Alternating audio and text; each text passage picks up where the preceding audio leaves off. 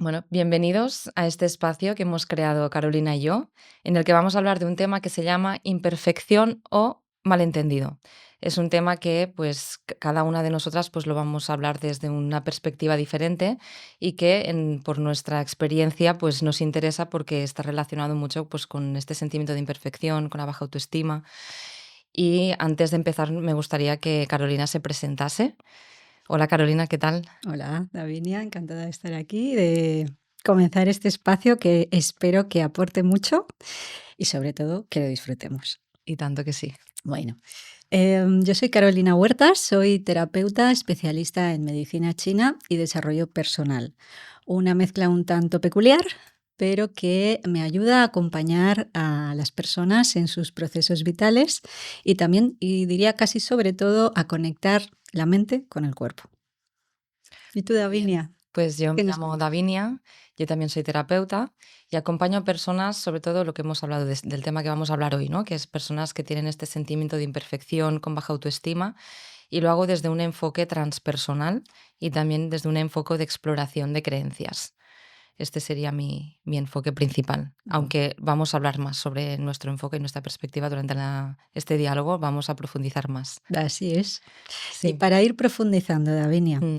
desde tu perspectiva, explícanos por qué dejamos de ser nosotros mismos.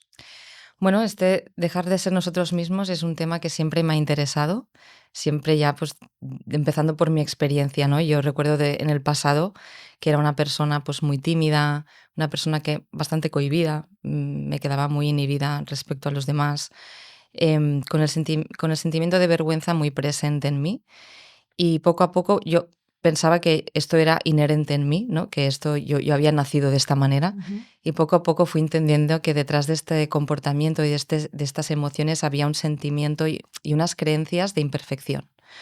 Entonces la explicación que más se ajustaba a lo que me pasaba y la explicación que me ayudó mucho a entender y a comprender qué es lo que me pasaba a mí fueron las enseñanzas de Antonio Blay.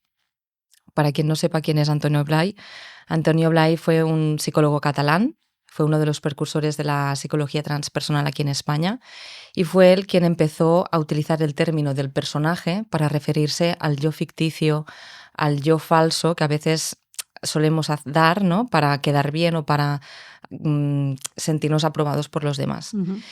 Y hoy comúnmente el término personaje no se suele decir, sino que se suele hablar más de la máscara, del concepto de máscara.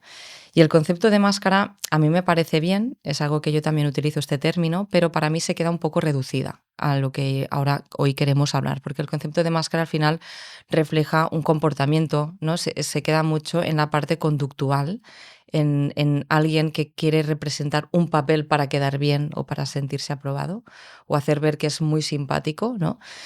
Y el personaje va más allá de la máscara. Es decir, dentro del personaje se incluye la parte conductual, que es el quedar bien, la máscara, pero el personaje va más, un poquito más atrás, que es cuáles son estas creencias que te llevan a hacer este comportamiento, que te llevan a ponerte una máscara en sociedad, ¿no? Entonces, estas creencias están muy relacionadas en nuestro pasado, en la infancia.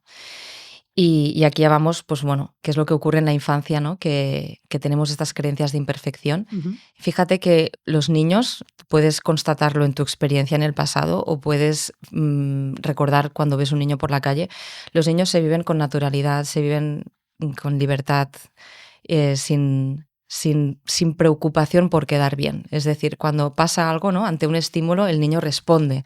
Por lo tanto, estímulo y respuesta es fluido, no hay una interrupción. El niño, hasta que no es un poco más grande, no se preocupa por su imagen social. Entonces, es pues más adelante, ¿no? Que esta espontaneidad se pierde. Y yo pienso que se pierde sobre todo por dos causas principales. Una es que las necesidades afectivas del niño no son bien atendidas. Y esto tiene que ver mucho con el estilo de apego con los padres. Pues es muy importante que el niño pues, se sienta importante, que los padres pasen tiempo con él, que los padres le den muestras de afecto, muestras de cariño al niño. Si esto no se da, sino que, por ejemplo, se da pues, un ambiente familiar inestable, los padres son ausentes, por ejemplo, hay muchas discusiones en casa, hay violencia en el ambiente familiar. O, por ejemplo, también puede ocurrir que se ponga por delante la responsabilidad y el sentido del deber antes que las necesidades del niño. Entonces el niño poco a poco va entendiendo, sin que él lo sepa, qué es lo que le está pasando, pero va entendiendo de que él no es suficientemente importante, de que él no es suficiente o no vale lo suficiente, ¿no? Y esto puede ser una forma. Luego la siguiente forma también es cuando el niño empieza a socializar, ¿no? Y se da la educación. La educación es imprescindible porque el niño tiene que aprender pues, unas habilidades, el niño se le tiene que transmitir unas normas de convivencia, unos conocimientos, pero también hay un factor muy importante en esta educación que es permitir que el niño sea él mismo. Esto se puede ver afectado. Se puede afectar de dos maneras. Primero, tenemos que reculo un poco porque una de las cosas que se han entendido hasta ahora o hasta hace un tiempo es que el niño nace como si fuera una hoja en blanco, ¿no? Y ignoramos que el niño pues ya viene con una predisposición genética, ya viene con un temperamento, viene con unas inclinaciones, con unas tendencias que no pueden ser ignoradas.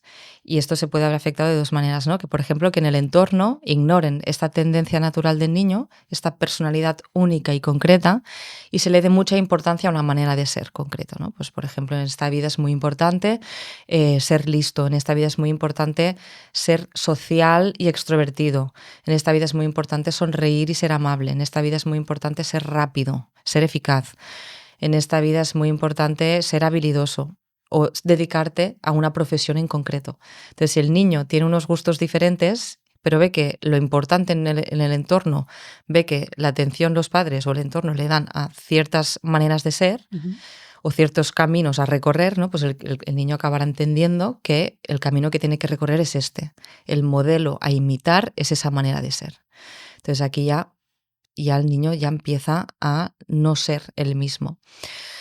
Luego hay otra forma que es que los padres o el entorno critiquen negativamente la manera de ser del niño. Pues si el niño es muy pasivo, el niño es pues quizás es muy movido, pues si los padres le pueden decir es que eres muy pesado, es que tienes que socializar más, tienes que salir más de casa, es que no estás a la altura, es que no atiendes.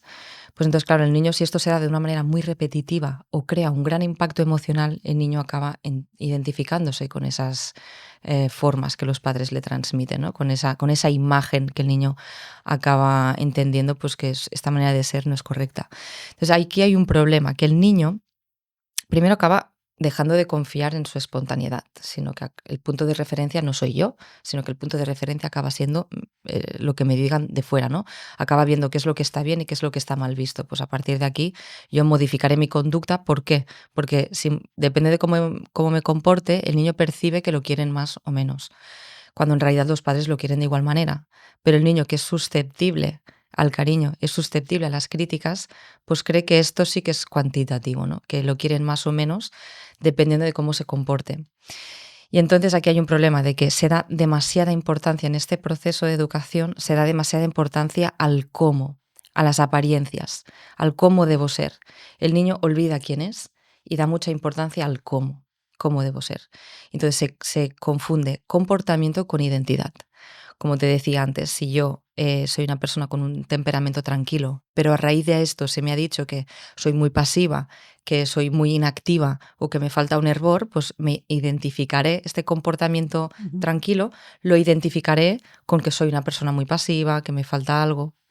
O, por ejemplo, si soy una persona muy movida y me han dicho que soy muy pesada y que grito mucho y que me debo estar callada, pues yo me voy a identificar con esta imagen. O si soy una persona que me caigo, que me cuesta ser habilidosa y que fallo mucho, pues y me han dicho que soy torpe, pues me voy a identificar con esa torpeza. Entonces, el comportamiento que yo doy de una manera puntual, o aunque no sea puntual, aunque sea más repetitiva, pues si mis padres me dan a entender de que esto es positivo o negativo, diciéndome ellos los juicios que me digan, pues al final me voy a identificar con esta imagen. Y esta identificación es cuando surge el personaje, que me identifico con una imagen negativa, en la mayoría de los casos. Esta imagen negativa la reprimo y entonces intento imitar un modelo que considero ideal porque es el que me va a hacer sentir normal, es el que voy a hacer o voy a comportarme así para sentirme aprobado o aceptado por mi entorno. Entonces, esta perspectiva mía, a mí me gustaría complementarla con tu perspectiva, que es desde la medicina tradicional china, cómo se contempla esto de dejar de ser nosotros mismos, esta desconexión con nuestra naturaleza esencial. Pues yo, primero de todo, comentaría qué consideramos esencia desde Ujú, la perspectiva taoísta de la medicina tradicional china. Em, la esencia es una suma de cosas. Entonces, digamos que para empezar desde el inicio, la vida se inicia desde el elemento agua. Sabemos que la medicina mm, china habla de 5 elementos. Entonces, donde se inicia todo es en el elemento agua. El elemento agua, que podemos hacer un paralelismo con esas aguas en las que crecemos en el vientre de la madre, ¿no?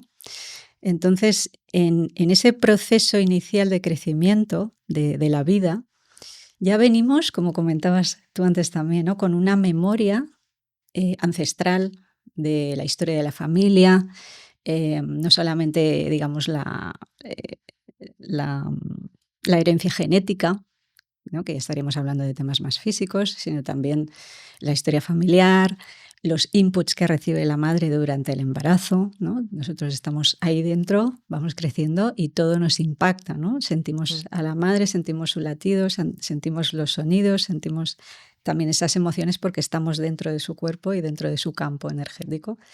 Entonces, digamos que esa información que viene de antes de nosotros, en medicina china le llamamos el cielo anterior, que es la información ancestral, la que pertenece a la historia de nuestras familias, de las familias de las que venimos, de toda esa historia sistémica que nos precede.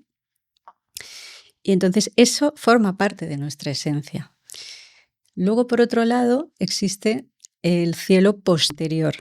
Aquí estaríamos hablando de todos los inputs, las experiencias, la nutrición, que no solamente la nutrición es lo que comemos, sino todo el ambiente que nos rodea.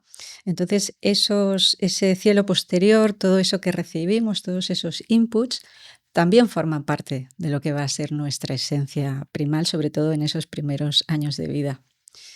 Entonces, una vez que nacemos, pasamos de ese elemento agua a otro elemento que es el elemento madera, que el elemento madera tiene que ver más con una energía de ascensión, de crecimiento, ¿no? El cuerpo empieza a crecer, ¿no? Desde que nacemos, los bebés se convierten rápidamente, pues, en niños que corretean, que juegan.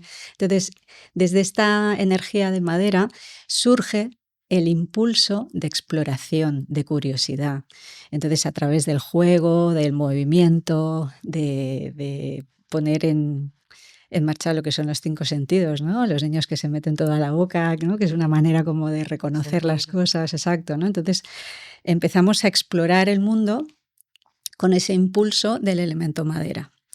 Entonces, claro, ¿qué ocurre? Que en esos primeros años de vida en los que, como bien decías, estamos en un entorno X, el que nos toca, en el que empezamos a ver que realmente si me comporto de una forma, igual me aprueban y me quieren, y si hago según qué otras cosas o me comporto de otra manera, entonces me rechazan, no me incluyen o hay algo que no está bien. Entonces, digamos que esta energía de madera, que es la que nos lleva a ser espontáneos, que nos lleva a esto que comentabas también, ¿no? De los niños que no tienen filtro, que hay una acción y reacción. Y dicen lo primero que les pasa por la cabeza o hacen lo primero que ese impulso les pide, ¿no? Entonces, bueno, pues ese entorno empieza a condicionarnos. ¿Y por qué nos condiciona? Porque desde el elemento agua, que es el primigenio, existe el miedo a morir. Entonces, si no me quieren, si me quedo solo, muero. Entonces, desde ese miedo, que es algo absolutamente de pura supervivencia y que es algo muy primal, que lo llevamos en el tuétano, ¿no? Ujú, En el ADN, ya buscamos en todo momento ser aceptados, ser queridos y ser incluidos en el entorno que nos ha tocado. Entonces, muchas veces, o desgraciadamente la mayor parte de las veces, toda esa impulsividad, toda esa espontaneidad se ve frenada y bloqueada en distintos momentos, por distintas circunstancias. Entonces, ¿qué ocurre? Que esa energía de madera, esa energía que, digamos que la medicina china es muy poética y siempre hace metáforas, ¿no? Entonces, si yo empiezo a explorar el mundo hacia afuera con ese ímpetu, ¿no? Como un tronco de bambú que empieza a crecer hacia arriba, claro, y empiezo a sentir que puedo crecer, pero no, a veces no del todo o no como me gustaría. Entonces, claro, empiezo a toparme con situaciones que me crean esas primeras heridas emocionales, que pueden ser de rechazo o de abandono. Y entonces esa tensión, ¿no? que provoca el movimiento ascendente de la madera y que por sobrevivir freno, eso se va haciendo tensión, ¿no? Y bloqueos. Entonces eso, desde la medicina china, el elemento madera tiene que ver, por un lado, con la emoción de la frustración, de la rabia, del enfado a nivel emocional, y luego, por otro lado, con otros temas que tienen que ver con bloqueos más físicos. ¿Y en el cuerpo, entonces, qué ocurre en el cuerpo? ¿Estos bloqueos físicos cómo se traducen? Pues desde lo que es el elemento madera estaríamos hablando sobre todo del tema de la musculatura.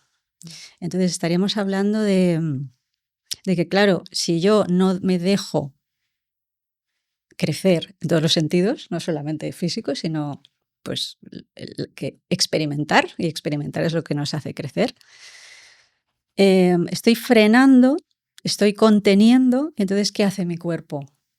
Se contrae, se endurece, aparecen rigideces, aparecen bloqueos desde dolores musculares, problemas articulares, contracturas que ni siento ni padezco porque llevo una espalda que es como un bloque de hierro.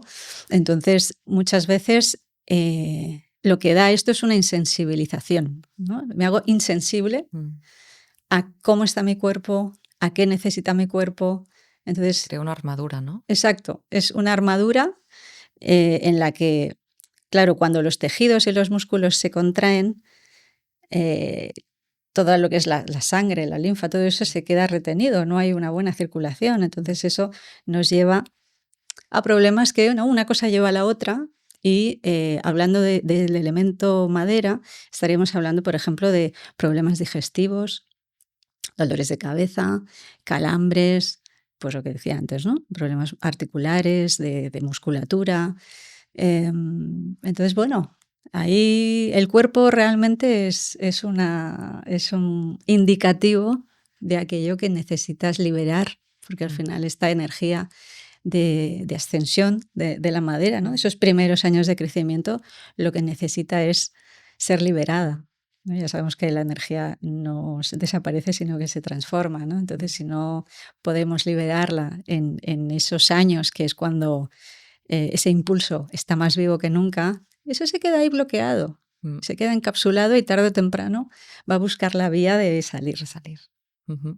Y entonces, Davinia, ya que hemos hablado de lo que pasa en el cuerpo y después de toda la explicación súper interesante que has hecho, ¿no? Más a nivel emocional, hablemos de cómo nos afecta todo esto que nos sucede en la niñez, en la edad adulta. ¿Cómo repercute en la edad adulta todo esto que nos sucede de niños?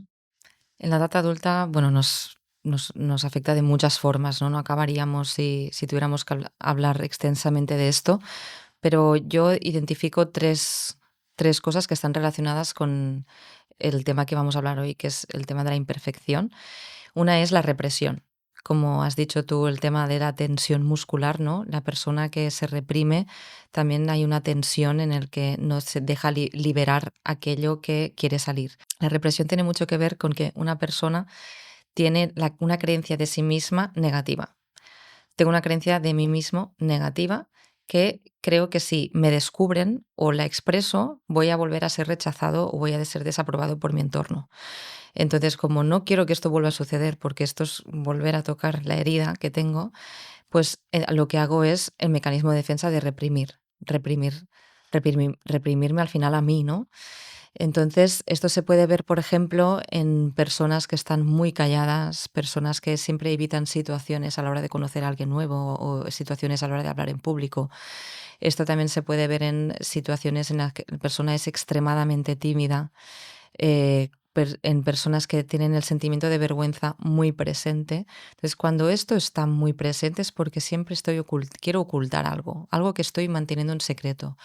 Porque el sentimiento de imperfección es esta creencia de que hay algo mal en mí de base que no tiene solución, no tiene remedio, como si yo toda yo fuera un defecto, como si yo hubiera nacido así, ¿no?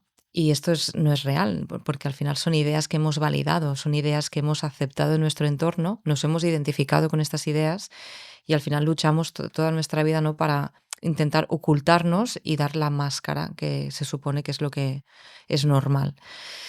Entonces, una de las maneras de poder salir de esta represión es, primero, siempre que yo esté reprimiendo algo, es porque tengo un tema pendiente que validar. Hay un aspecto de mí que tengo que validar.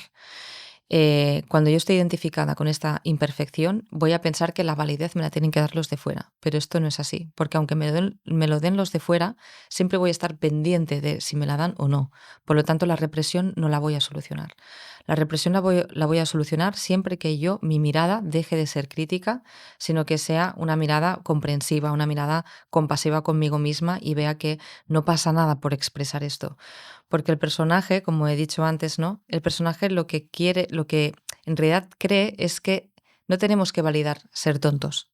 Tenemos que validar no saber las cosas del todo. No es validar que yo no sea capaz o que sea una persona incapaz, sino es validar que a día de hoy pues necesito un tiempo para hacer las cosas. O no es validar que sea una persona insegura, sino es validar que a día de hoy pues quizás en ciertas cosas pues necesito ayuda de los demás para tomar decisiones. A día de hoy, y esto puede cambiar en un futuro si yo me pongo a ello y quiero actualizarme, ¿no? Ujú. Pero si a día de hoy tengo dificultades, las tengo que reconocer, porque si no las reconozco, pongo por delante una máscara que no soy yo. Entonces, esta represión, sobre todo, me indica que hay aspectos de mí que tengo que validar. Ujú. ¿Cómo se contempla con tu perspectiva? Pues esto me hace pensar precisamente en lo que hablábamos antes del bloqueo de la madera, ¿no? El elemento madera, que es esos cortes o esos frenos que le ponemos a nuestra espontaneidad y en nuestra capacidad de explorar y de ser más libres, ¿no? Sin tantos filtros. Claro, tú imagínate que yo quiero avivar un fuego, que en este caso sería el fuego del corazón, pero si hay poca madera, pues con poca madera no puedo avivar un gran fuego.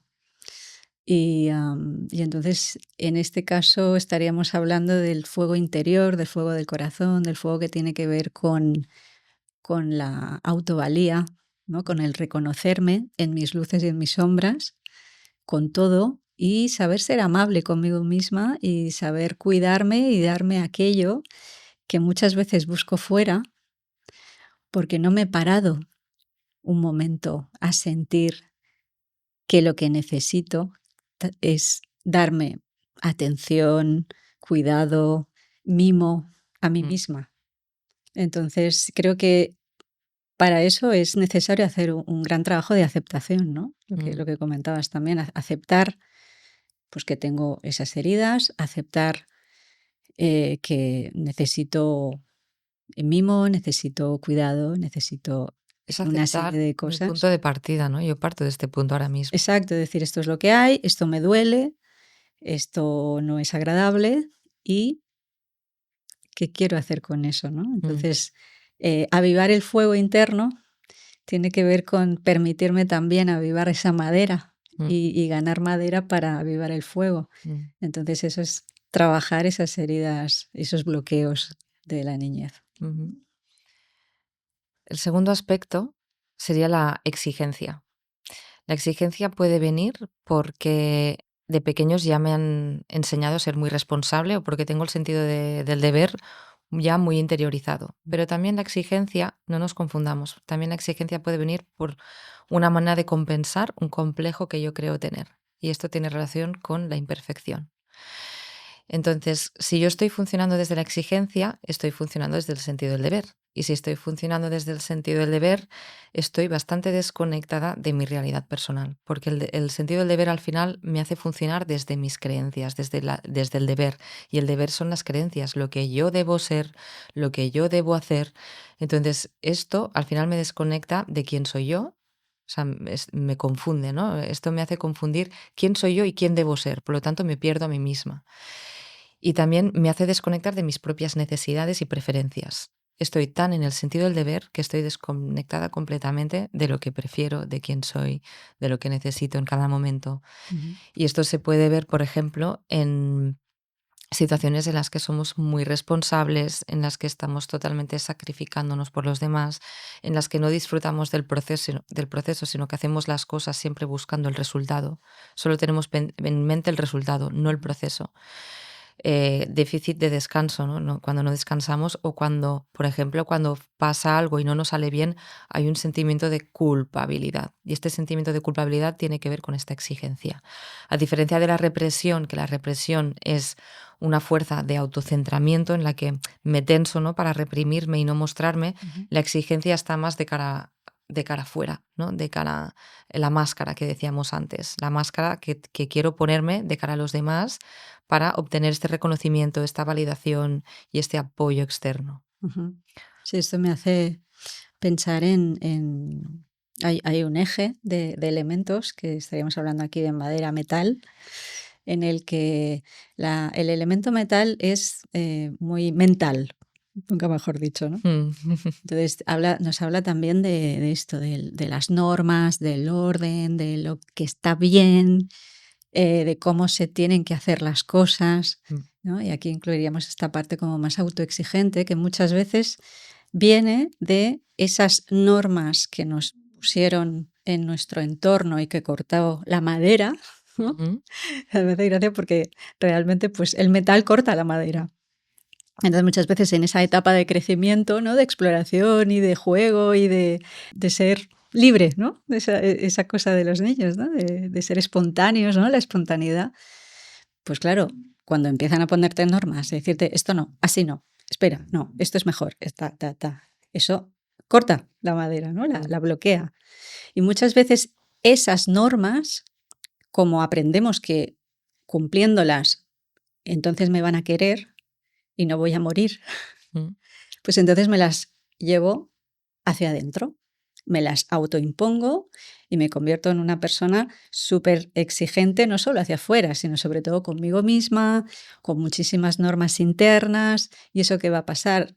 Pues que me rigidiza, ¿no? Mm. Hay una gran rigidez interna, porque tengo que hacer las cosas de tal manera, tengo que lo otro, tiene que ser así y no asá, ¿no? Mm. Entonces, todo esto me lleva a, a vivir de una manera absolutamente mental, que además casa completamente con lo que comentabas Sí. tú, ¿no? O sea, me meto en la cabeza y me desconecto del Mm. cuerpo. Porque el cuerpo es el que me da el movimiento, el que me da la Mm. fluidez, el que me permite ser flexible. Mm. Pero si estoy en la cabeza, pues solamente vivo en la cabeza y no me entero Mm. de nada más que de cómo deben ser las cosas, ¿no? Entonces eso es una tensión que me hace vivir en esa armadura de Mm. metal.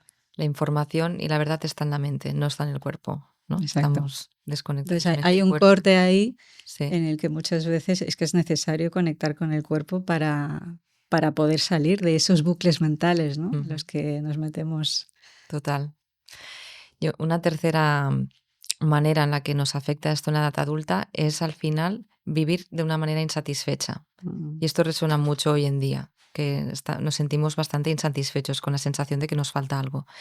Y uniéndolo con los otros dos puntos, yo creo que la imperfección, el sentimiento de imperfección que me lleva a la represión y la exigencia, al final, tanto la imperfección como la exigencia hace que mi atención siempre esté fuera. y que busque la solución fuera, ¿no? Buscar a alguien que me quiera, buscar a alguien que me dé esta valoración que me falta, buscar vivir experiencias muy gratificantes para llenar el vacío, o fantasear yo misma con una idea de mí, ¿no? Fantasear con una imagen de mí en un futuro en la que esta imperfección se resuelve de alguna manera. Y esta fantasía lo que hace es que viva el presente como si fuera un proceso a trabajar, en el que ahora todavía no soy, pero en un futuro seré. Y esto me hace vivir con una sensación y una experiencia de insatisfacción total, ¿no? Con un vacío en el que hay mucha inestabilidad emocional porque yo no movilizo en mí pues, el amor o las ganas de quizás la iniciativa, sino que espero que me venga todo de fuera. Y el error está en buscar la solución fuera. No buscamos el error en la creencia, en cómo me creo yo a mí misma, ¿no? ¿Qué es lo que creo de mí? No busco la solución en mirar las creencias, sino que busco la solución en resolverlo fuera, a través de una persona, a través de la validación externa, a través de una experiencia. Entonces, este es el motivo por el cual al final nos vivimos con mucha inestabilidad emocional, porque todo depende de fuera, no depende de mí. Y esta inestabilidad emocional, ¿cómo se vive desde los elementos? Pues al final hablabas del vacío, ¿no? Mm. Que es como el gran enemigo. Y es como, no, el vacío es una brújula. El vacío nos permite, y la incomodidad, ¿no? Son indicativos de dónde necesito mirar para cambiar aquello que me incomoda de ese vacío o de ese, sí, de ese hueco, ese nada, ese espacio incómodo en el que muchas veces, como decías, buscamos llenarlo de cosas externas y es la brújula que nos indica dónde debo mirar para llenar dentro de mí, ¿no? Y claro, ese vacío que nos crea frustración, la frustración es una de las emociones que nos mueve el elemento madera cuando está en desequilibrio, ¿no? Es como un eterno enfado, porque las cosas no son como yo quiero que sean o no se dan cuando yo quiero que sean. Entonces, claro, aquí aparece la necesidad de poder autosostenerme y de darme aquello que yo necesito. Pero claro, para eso necesito tener una tierra estable, fértil, en la que mi madera pueda tener unas raíces que me permitan sentirme en mi lugar. Es como ese autosostén, estaríamos hablando aquí del elemento tierra, ¿no? Esa tierra donde mi madera puede tener unas raíces fuertes y nutrir mis raíces, pero esa es mi responsabilidad, ¿no? Aquí hay una palabra que me gusta mucho utilizar, que es el automaternaje, ¿no? Lo que decía antes, que muchas veces cuando somos niños, claro que dependemos de lo externo, pero una vez que somos adultos, es nuestra responsabilidad atender aquello que me hace sentir mal, ¿no? Es ese vacío, es esa angustia, es un llamado a mirar hacia adentro y buscar la manera en la que para mí, porque esto es muy personal, ¿no? A cada uno necesita una serie de cosas distintas, pero buscar la manera en la que yo puedo ir arando mi tierra y puedo ir nutriendo esa tierra para autosostenerme y ser capaz de darme lo que necesito sin esperar nada en lo exterior. Esto del vacío que decías, como indicador, me parece una manera positiva de ver el vacío. En lugar de verlo como, ostras, me falta algo, ¿no? De creerme realmente que me falta algo y que necesito buscarlo fuera, el vacío lo podemos ver desde otra perspectiva, que es, el vacío me indica de que hay algo que no estoy atendiendo en mí. No es que me falte de fuera, es que hay algo en mí que no estoy atendiendo. Por lo tanto, se puede utilizar como esta brújula interior que me está indicando hacia dónde ir. Eso es una mirada positiva del vacío. En lugar de verlo como algo negativo, verlo de forma positiva. Sí, además creo que también es importante para mí comentar aquí que muchas veces la palabra vacío a todos nos da como susto, como hay. Y es como, hay un tipo de vacío que está bien. Está bien tener momentos de silencio, de quietud, de vacío, de De no hacer. aburrimiento. Sí, aburrámonos. ¿No? En terapia Gestalt esto le llamamos el vacío fértil. porque solo en ese espacio en el que no hay nada, no, a veces no hace falta llenarlo, solo hace falta sostenerlo. Y para poder sostenerlo necesito una tierra capaz de sostener eso, ¿no? Y que me permita estar en un vacío fértil que no necesito llenar porque me tengo a mí. Muy interesante, la verdad, todo esto que estamos hablando. Pero vamos a hablar sobre las vías de resolución, ¿no? Porque a partir Sí, no vamos ahora solamente a hablar de lo negativo. lo negativo de cómo nos afecta, sino que también vamos a ver cómo lo solucionamos esto. Exacto, sí, Davinia. Cuéntanos, Davinia, cómo lo tratas, cómo lo acompañas en tu consulta.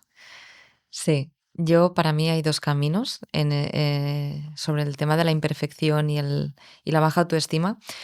Yo hay dos caminos, o podría decir tres. Uno es primero darte cuenta de ti, darte cuenta de quién eres, que lo hemos olvidado, ¿no? Estamos muy enfocados en el cómo somos, cómo tenemos que quedar, pero en quién somos no nos enfocamos. Por lo tanto, primero es un darse cuenta de quién soy. Luego, estudiar bien el personaje que me he montado, porque si no lo estudio bien, cada vez que, si yo trabajo mucho la parte positiva, si no veo el error que está instaurado en mí, que son estas creencias limitantes que me hacen creer que soy tal o soy cual, difícilmente voy a superarlo. Entonces hay que ver el personaje, ¿no?, que me he montado, y luego hay una tercera vía que es el personaje me ha hecho poner la atención más en unas cosas y en otras. Entonces tengo que ver qué partes de mi personalidad han quedado desatendidas. Entonces son tres caminos, ¿no?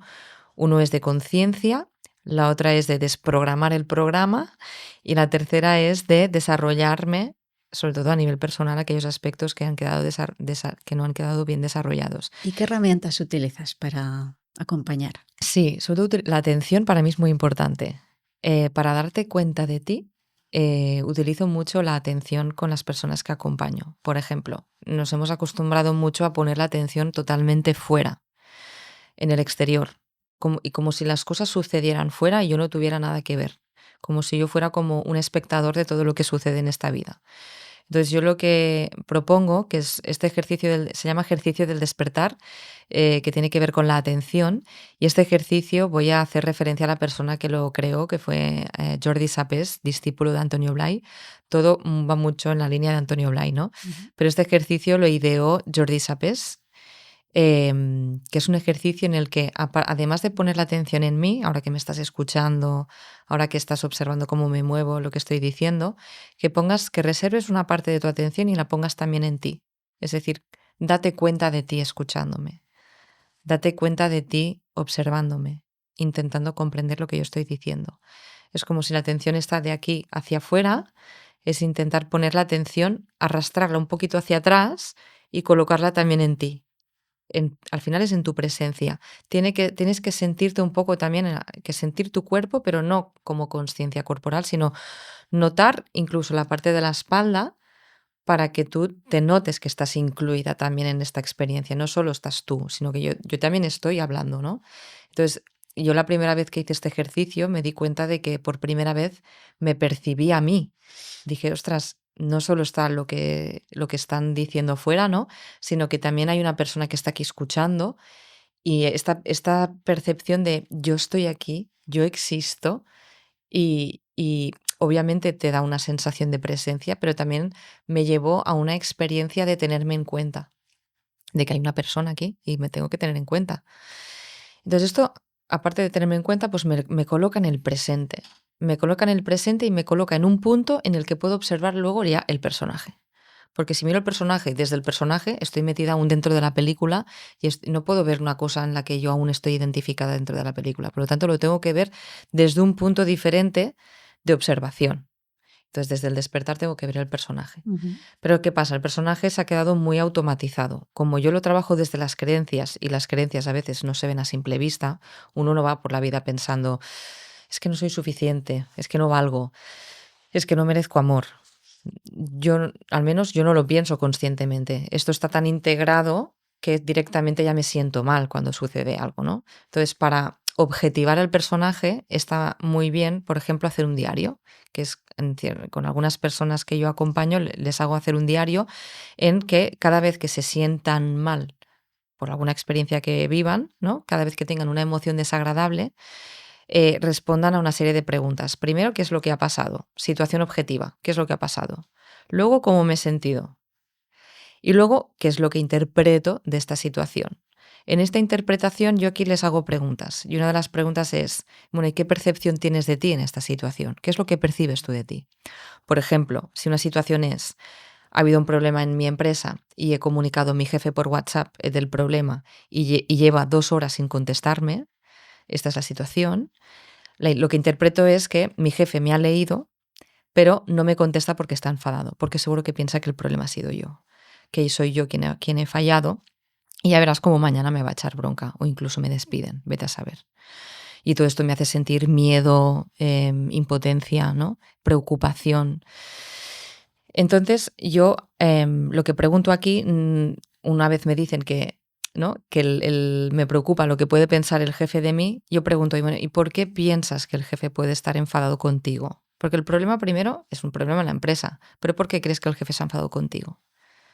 ¿Por qué crees que justamente crees que tú eres el culpable en esta situación? ¿Qué percepción tienes de ti?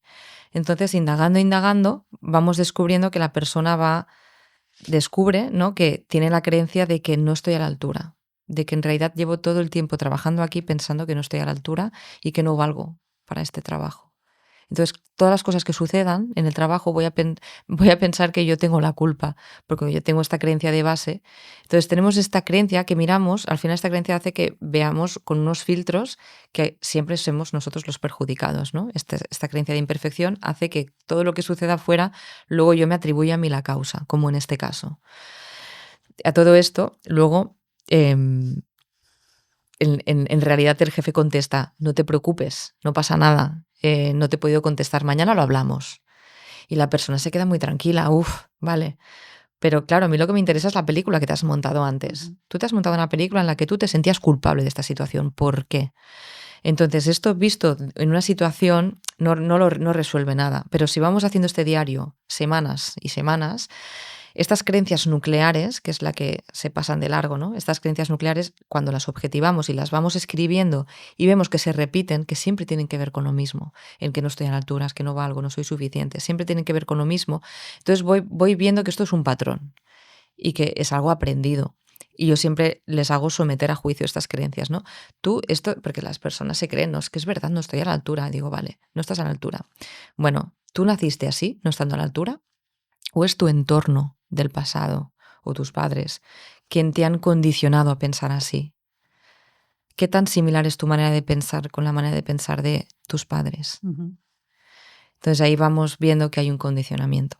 Y en este condicionamiento es cuando las personas pueden empezar a desidentificarse, porque le da esto que creen les dan un sentido y un contexto. Yo no he decidido pensar así, sino que ha sido mi entorno que me ha condicionado a pensar así. Entonces, a través del despertar, que es darme cuenta de mí, y luego darme cuenta de mí pensando de esta manera, ¿no? Dándome cuenta del personaje, pues poco a poco vamos haciendo un camino de conciencia y de descubrir quién soy yo y sobre todo atender aquellos aspectos de mi personalidad que han quedado desatendidos, ¿no? Que es lo que te comentaba antes. El personaje, por ejemplo, me ha hecho, pongo un ejemplo, ¿eh? Si el personaje me ha inculcado en ser muy buena persona, el hecho de complacer a los demás, escuchar y la empatía estará muy desarrollada. La parte afectiva, el centro afectivo estará muy desarrollado. Pero la parte motora, que en este caso es poner límites, decir que no, expresar mi opinión, por ejemplo, esto habrá quedado desatendido. Entonces, esto es una dificultad real, no es una creencia ficticia del personaje de imperfección, no. Esto es una dificultad real que yo sí que tengo que poner atención y esto lo tengo que desarrollar más. Entonces hay que también poner atención en este desarrollo personal que ha quedado desatendido en su momento, porque el personaje me ha dicho, por ahí no vayas, ¿no? Pero yo tendré que poner atención para desarrollarme, para ganar esa seguridad que no tengo, tengo que desarrollarlo. Y bueno, hasta aquí mi enfoque. Tú, Carolina, ¿cómo lo enfocas con las personas que acompañas? Toda esta desconexión con nosotros mismos, Ujú. ¿cómo los acompañas para sanar, ¿no? Estas heridas? Bueno, yo, aparte de medicina china, como soy terapeuta Gestalt, la mirada gestáltica siempre nos lleva al aquí y a la ahora, Mm, ¿no? Al presente. Entonces, muchas veces las personas, pues, nos perdemos en el diálogo mental, porque fíjate que me pasa esto, bla, bla, bla, bla. Como decía antes, ¿no? Esa parte que está todo el rato ocupándose de todo y que, pues eso, ¿no? Se ponen ahí en juego las creencias, el discurso interno, de todo lo aprendido, de todos los valores inculcados, ¿no? ujú, Em, entonces, ¿cómo parar esto? ¿Cómo parar esto, no? Es como, yo siempre veo ese corte de cabeza y cuerpo. mm, Entonces, siempre trabajo con el cuerpo. Sí que hay una parte en la que es necesario hacer un volcaje, de explicar qué me pasa y cómo lo estoy sintiendo. Y luego me gusta mucho utilizar algo que yo llamo centramientos, ujú, que es llevar a la persona al aquí y a la hora, al momento presente, a través de la respiración, a través de mantener la mente ocupada, porque la mente siempre está ocupada, la mente no para, ella siempre va haciendo la suya. Entonces, lo que hago es invitar a esa mente a jugar a favor, no en contra. Entonces, ¿cómo lo hago? Llevar la mente a las sensaciones, a cómo estoy, cómo me siento en el cuerpo, dónde me siento más presente en este mm, momento, por ejemplo. Eh, a veces los 5 sentidos, obviamente, nos ayudan a estar ahí en qué estoy viendo, qué estoy escuchando, qué estoy oliendo, qué gusto tengo en la boca, qué siento en la piel, ¿no? El tacto también. Entonces, cuando la persona para el diálogo y lleva la mente a el cómo está el cuerpo, a observarse y a sentirse, entonces muchas veces a través de la respiración es el puente, el gran puente entre la cabeza y el cuerpo. ujú, Entonces, en la respiración siempre hay una gran llave de apertura a, vale, estoy explicando esto, pero un momento, para, siéntete, ¿no? Respira, ¿qué te está pasando ahora? No, es que me dijo y entonces yo, ya, deja, está bien. mm, ¿No? ¿Cómo estás ahora en este momento? ¿No? Entonces, en el cuerpo es verdad. En la mente nos confundimos y nos podemos explicar muchas historias y nos enredamos y nos tropezamos, pero el cuerpo es verdad. Entonces, a través de lo que siente el cuerpo en el momento presente, ese es el punto de inicio en el que decido, pues, dependiendo de la persona, porque cada uno tiene su manera de percepción. Hay personas que son más de sentir, que les es fácil sentir el cuerpo, otras tienen otro tipo de sensibilidad. A veces podemos trabajar, por ejemplo, con visualizaciones, podemos trabajar no solamente con respiración, sino también con movimiento. mm, Pero muchas veces cuando paras la mente y te das cuenta de que tienes un cuerpo sintiente, que está necesitando a lo mejor un movimiento, un tipo de movimiento, una pulsión, un golpe, un suspiro, ¿no? Entonces, es observarte en el cuerpo qué es lo que estás necesitando en el momento en el que estás expresando algo que te ha sucedido. Luego también, no solamente a través del movimiento, sino también, como decía, ¿no? De visualización, centrarnos en la respiración y luego, pues, a veces el trabajo en camilla, que ahí ya pues estaremos hablando de distintas técnicas, pero sobre todo lo importante para mí es buscar maneras de que la mente no nos confunda, mm, ¿no? Entonces, el cuerpo es verdad. ujú, Entonces, bajo mi punto de vista, utilizo mucho la conciencia corporal en el momento presente y luego también el conectar con la propia presencia es algo a lo que no estamos acostumbrados, ¿no? Y que ahí enlace un poquito con el ejercicio del el despertar. despertar, ¿no? Es siente tu presencia, siéntete aquí, ¿no? Y tu cuerpo está apoyado en la silla, la planta de los pies tocan el suelo. Mm, ¿Cómo es tu respiración ahora? ¿Qué te está pasando? ¿No? ujú, Y es como, ¡ay! Muchas veces hay una reacción de, ¡uy! Es verdad, estoy aquí. ¿Por qué? Porque esto de la mente nos lleva a 1000 lugares, ¿no? Entonces es recuperar la presencia desde las sensaciones corporales es una gran herramienta. Por lo tanto, perdona, el Sí. ejercicio del despertar lo podríamos incluir no solo darme cuenta de mí pensando que no estoy a la altura, por ejemplo, Ujú. sino darme cuenta de mí también sintiendo impotencia, sintiendo frustración, sintiendo aquello que sienta en el cuerpo, lo que el cuerpo ahora mismo quiere expresar y yo estoy tapando por la exigencia por X, ¿no? Exacto, y muchas veces, dependiendo de la emoción que se mueva, se sienten en distintos lugares del cuerpo y de distintas maneras.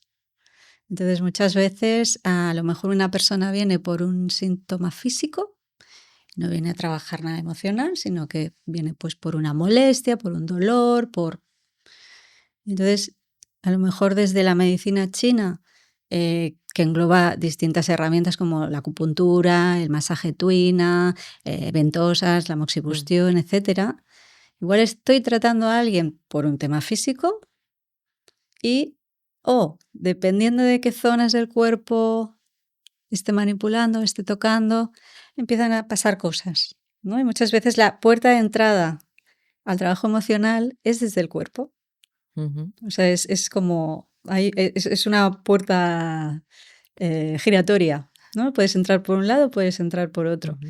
Entonces, muchas veces una persona que viene por algo que no tiene que ver con nada emocional, pues se abre algo en el cuerpo y de repente surge Uy, un llanto, surge un recuerdo, surge una sensación, mm, y entonces ahí sí se puede trabajar también, ¿no? Con esas heridas antiguas que están mm, encapsuladas en el cuerpo, ¿no? Por eso te decía que el cuerpo es verdad. exacto.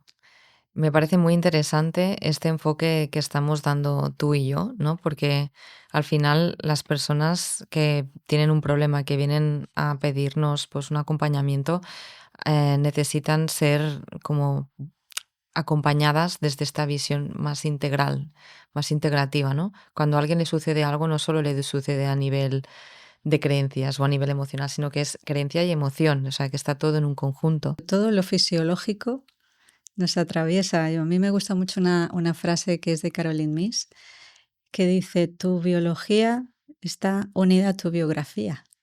Mm, O sea, todo lo que sentimos, todo lo que vivimos y lo que hemos sentido está grabado en el cuerpo. mm, Entonces, cuando algo nos atraviesa en todos los niveles. ujú. Bueno, Carolina, ya podemos ir cerrando un poco este espacio, ¿te Ujú. parece? Sí, me parece. ¿Quieres cerrar con alguna última reflexión o alguna cosa que quieras decir? Bueno, teniendo en cuenta el nombre que hemos elegido para esto, era de imperfección o malentendido, diría que somos perfectamente imperfectos y es importante que aceptemos nuestra humanidad, porque es algo que se nos olvida demasiadas veces. Así que yo creo que imperfección o malentendido, más bien hay un malentendido con nuestra imperfección. Lo vemos desde un punto de vista negativo y lo que nos sana es abrazarla. Eso es lo que yo diría. Qué bonito. Yo diría que como reflexión final, Ujú. em, que no, estamos muy enfocados en buscar la felicidad, en sentirnos bien, en vivir experiencias gratificantes, en ser muy valorados, en ser aprobados. Y este camino nos lleva por mucha inestabilidad emocional, pues nos lleva a mucha insatisfacción muchas veces.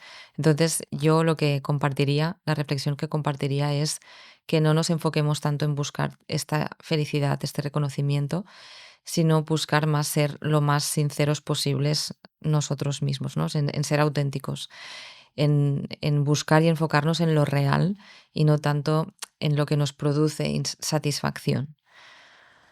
Y esta sería mi reflexión final. Ha sido un placer hablar contigo en este Igualmente, diálogo. igualmente, un gran placer. Un gran placer y con ganas de compartir más espacios más Que haya más, contigo. claro que sí. Gracias, Davinia. Gracias.